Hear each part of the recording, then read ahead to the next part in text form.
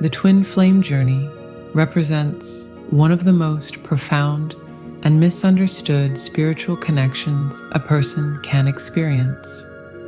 Far beyond a conventional romantic relationship, it embodies a sacred bond between two souls who once existed as a single consciousness before splitting into separate entities. When you reach the point of deciding you no longer want your twin flame in your life, you initiate a fascinating and often counterintuitive process that defies ordinary relationship dynamics. Yet, despite this conscious decision to separate, the energetic bond persists on a soul level, creating what can only be described as a spiritual paradox. The decision to walk away from your twin flame triggers a complex series of reactions that extend far beyond typical relationship dynamics, from the reversal of runner-chaser patterns to accelerated personal growth, from energetic paradoxes to the counterintuitive path toward potential reunion. Each aspect reveals deeper spiritual truths about the nature of connection, wholeness, and unconditional love.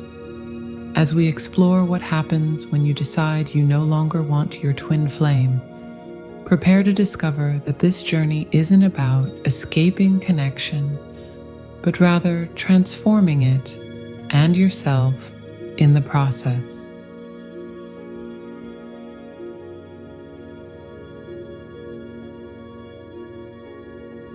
When you decide to reject your twin flame, to push them away with every fiber of your being, you create what can only be described as an energetic paradox.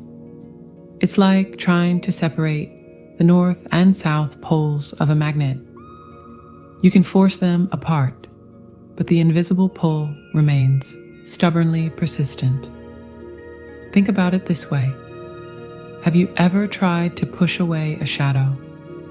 The harder you push, the more you realize it's attached to you. Your twin flame connection operates on a similar principle, but on a soul level. You're not just dealing with emotional attachment. You're confronting an energetic bond that exists beyond physical reality. The more you resist, the more it persists. This old adage takes on an entirely new dimension when applied to twin flame dynamics. Your conscious mind might be saying, "I'm done with this person," while your soul is essentially rolling its eyes and muttering, "Sure, John." When you reject your twin flame, the energy you use to push them away creates a vacuum that eventually pulls them back with even greater intensity. And here's where it gets really weird. Many who have walked this path report that when they finally genuinely let go, not as a manipulation tactic, but as a true surrender, that's precisely when the connection intensifies in unexpected ways. It's cosmic irony at its finest. You might experience this as sudden thoughts of them appearing out of nowhere. You know, those moments when you're minding your own business, perhaps enjoying your morning coffee, feeling quite pleased with yourself for moving on, when boom, there they are, front and center in your mind again, and you're left wondering, where the hell did that come from? I was doing so well. Or perhaps you'll notice strange physical sensations, a sudden warmth in your chest, an inexplicable racing heart, or even feeling emotions that don't seem to belong to you. That's because on an energetic level, you remain connected, sharing the same spiritual frequency that initially brought you together. I remember speaking with a woman who was absolutely convinced she had moved on from her twin flame. She had done all the right things: therapy, meditation, dating other people, the works. "I'm free," she declared triumphantly during our conversation. Not 2 minutes later, she casually mentioned that she'd been having dreams about him every night for the past month. I couldn't help but smile. The universe has a wicked sense of humor, doesn't it? The truth is, the energetic cord between twins cannot be cut through mere willpower. It's not like other relationships where time and distance eventually heal all wounds. This connection exists on a different plane altogether. It's a spiritual bond that transcends physical separation. Does this mean you're doomed to be eternally tormented by a connection you can't escape? God, I hope not. That would be a rather cruel cosmic joke. Like, well, here's your perfect spiritual match. Oh, by the way, they'll drive you absolutely insane, and you can never truly get away from them. Enjoy. No, what it means is that rejection isn't the answer. Transformation is. The paradox isn't meant to trap you. It's designed to transform you. When you push your twin flame away, what you're really being asked to do is face yourself. Because that's what they are, a reflection of you, the parts you love and the parts you'd rather not acknowledge. And that's where the real work begins. The energetic paradox forces you to look inward rather than outward. Instead of asking, how can I get away from this person? You start asking, what is this connection trying to teach me about myself? It's a bit like those Russian nesting dolls. You think you're dealing with the outer doll, the relationship, but as you open each layer, you discover it was always about getting to the center, your relationship with yourself. So, what happens when you reject your twin flame? You create an energetic boomerang effect that eventually brings you back to the very thing you were trying to escape. Not necessarily the person, but the lessons they represent. And honestly, isn't that just the way the universe works? Always finding clever ways to make sure we don't skip the chapters of our lives that are most crucial to our growth. The paradox isn't a punishment, it's a pathway. A rather annoying, frustrating, makes you want to scream into the void pathway, but a pathway nonetheless. And maybe once you stop trying so hard to push away what cannot be pushed, you'll discover that the real freedom wasn't in the rejection at all. It was in the acceptance of the connection for what it truly is, a catalyst for your own evolution. And isn't that just perfectly irritating? The very thing you're trying to escape becomes the thing that sets you free. The universe really does have the last laugh.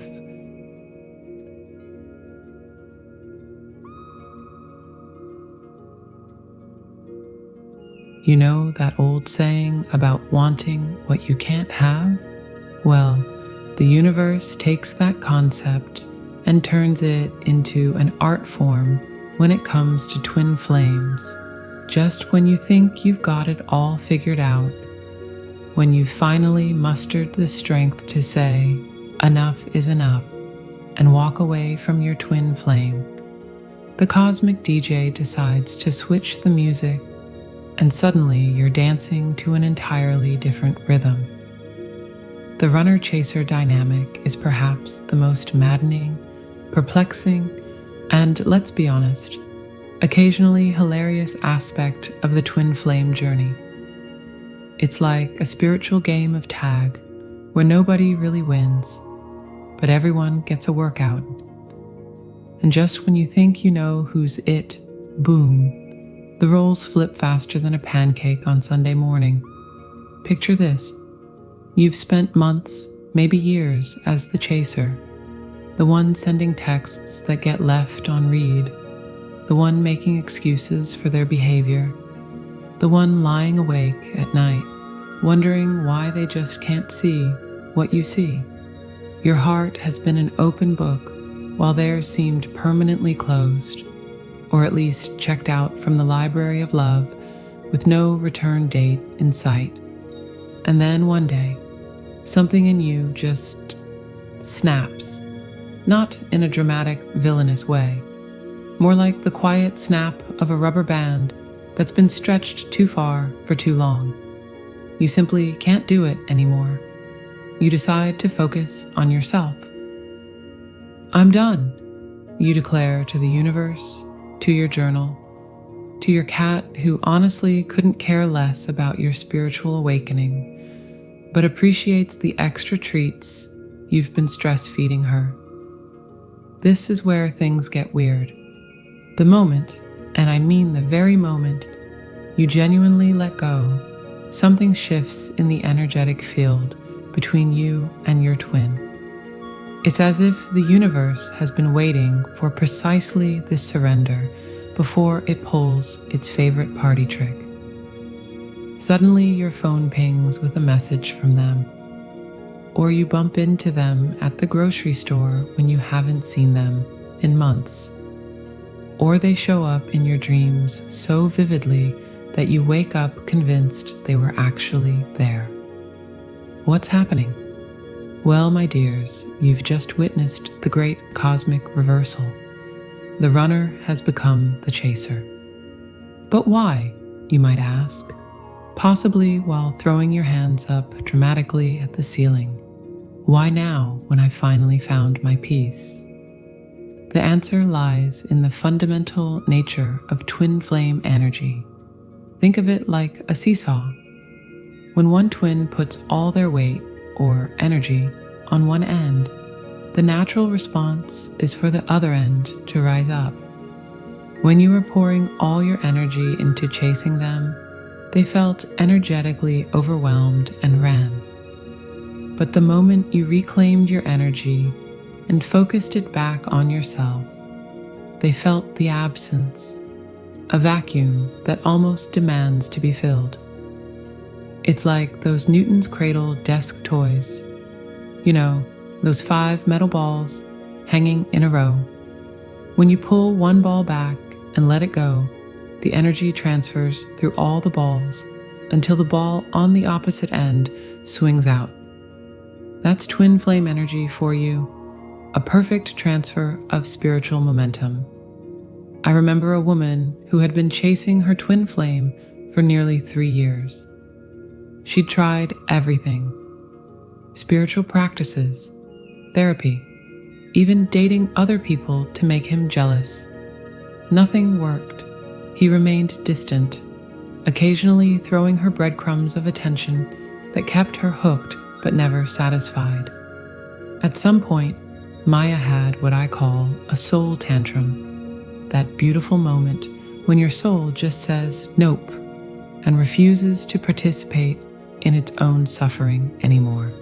I don't care if he's my twin flame, my soulmate, or the reincarnation of Elvis Presley, she told me. I deserve better than this half-life of waiting. She meant it. For the first time, she truly meant it. And wouldn't you know it, 2 weeks later, guess who was blowing up her phone, sending flowers to her office, and suddenly realizing how much she meant to him?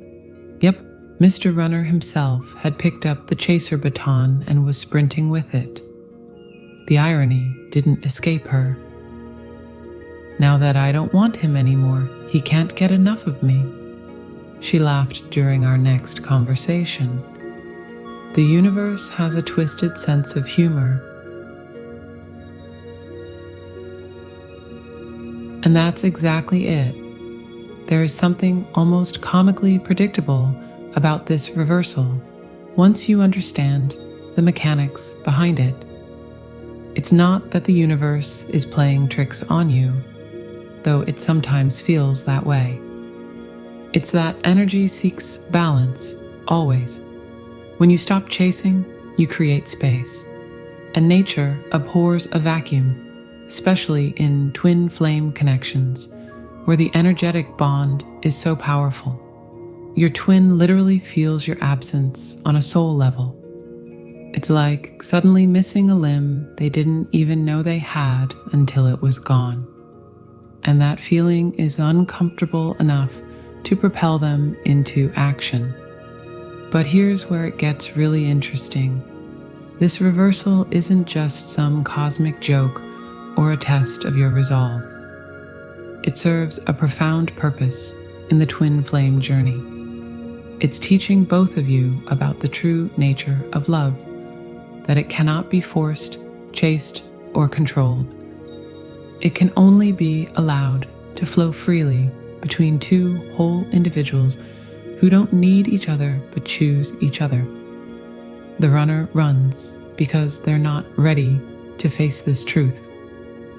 The chaser chases because they're trying to force what must unfold naturally. And the reversal happens to show both twins that neither position is sustainable or fulfilling. It's the universe's way of saying, hey, neither of you has this figured out yet. Try again, but differently this time. And you know what? There's something beautifully humbling about experiencing both sides of this dynamic. When you've been both the runner and the chaser, you develop compassion for yourself, for your twin, and for the messy, imperfect process of spiritual growth. You realize that neither role is better or worse. They're just different expressions of the same fear. The fear of complete surrender to a love that will transform you beyond recognition. Because that's what twin flame love ultimately demands, total surrender of the ego. And let's be real, egos don't surrender without putting up one hell of a fight first. Your ego would rather have you running marathons away from your twin or chasing them across continents than stand still and face the mirror they hold up to you. So what happens when the roles reverse and suddenly you're the one being pursued?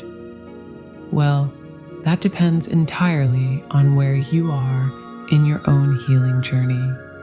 If you've genuinely done your inner work, if you've learned to love yourself completely and no longer need your twin to feel whole, then this reversal might actually lead to reunion.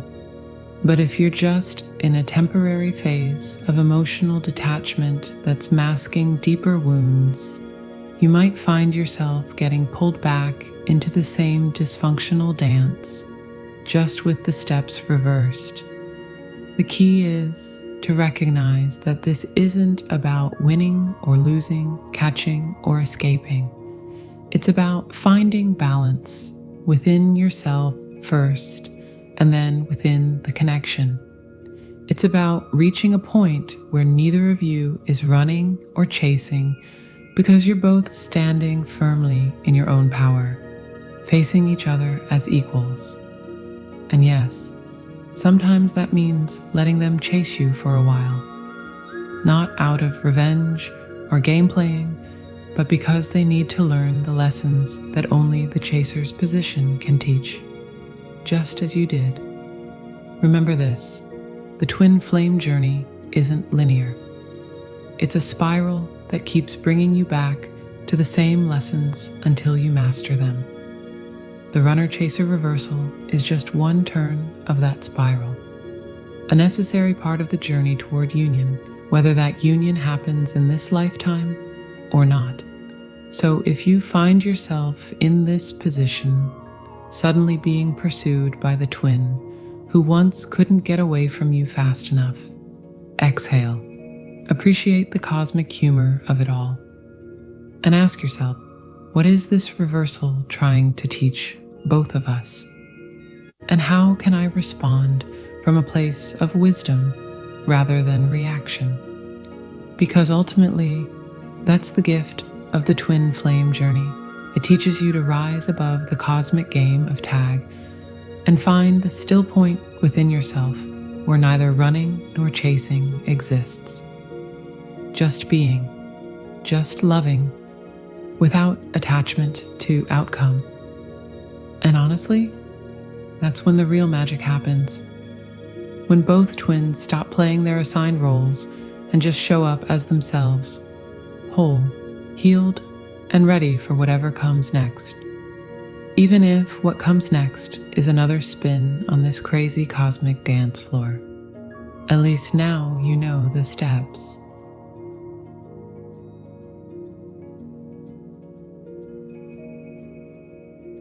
Let's be honest here.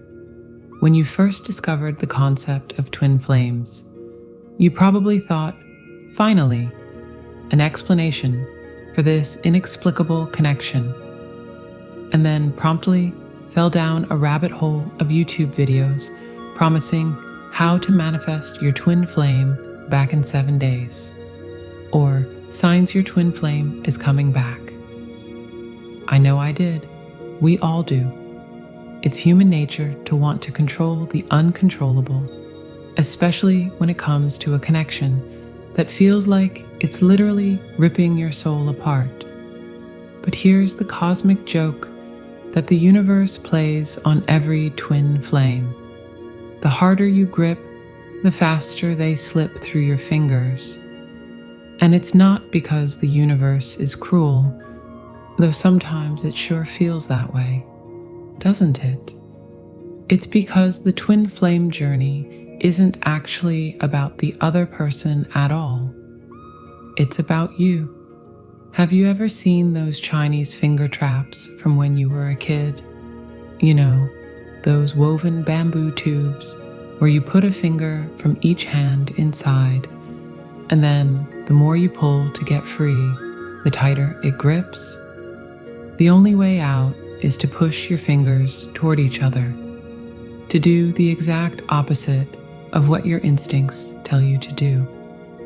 The twin flame journey is the spiritual equivalent of a cosmic finger trap.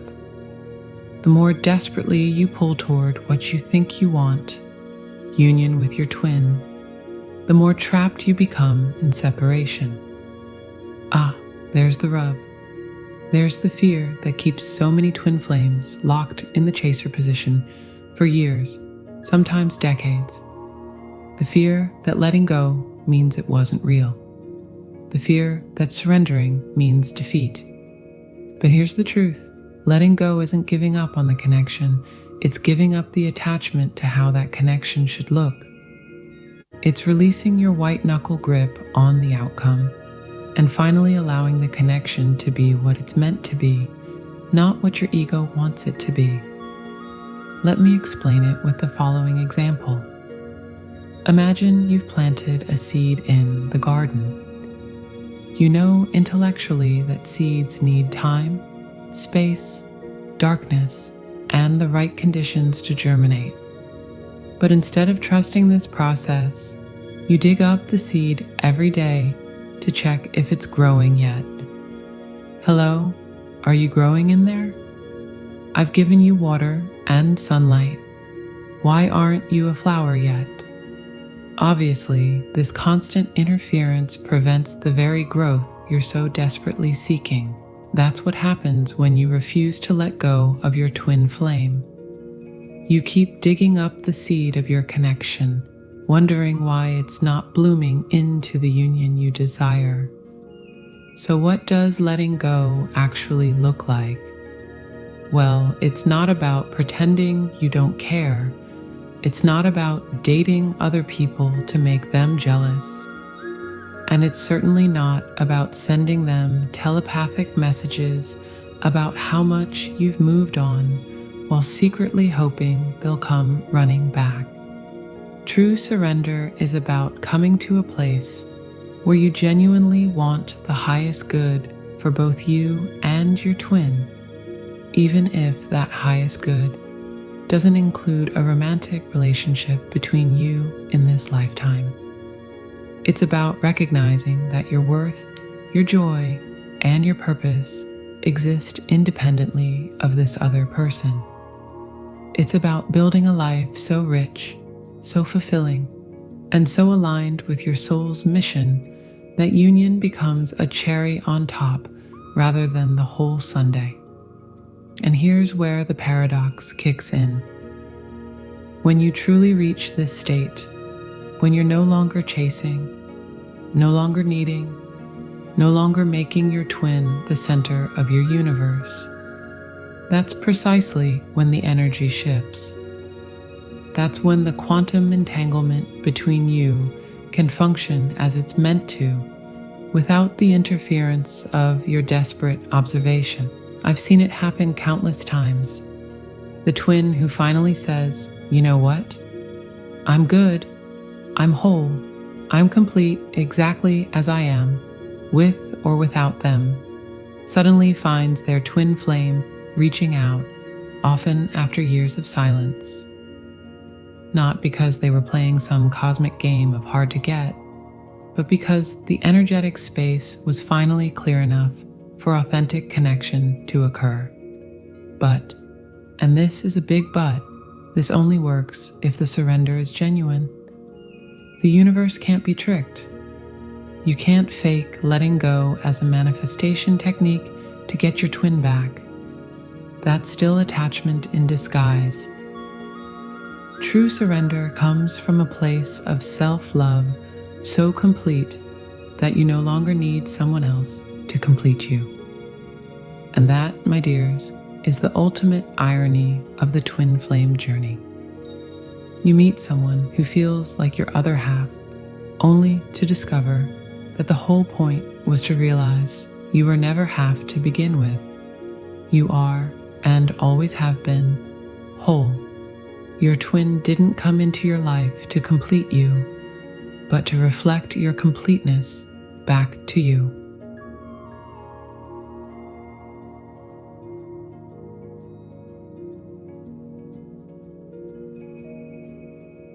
So, as you've seen throughout this exploration, the twin flame path is filled with seeming contradictions that ultimately point to higher wisdom.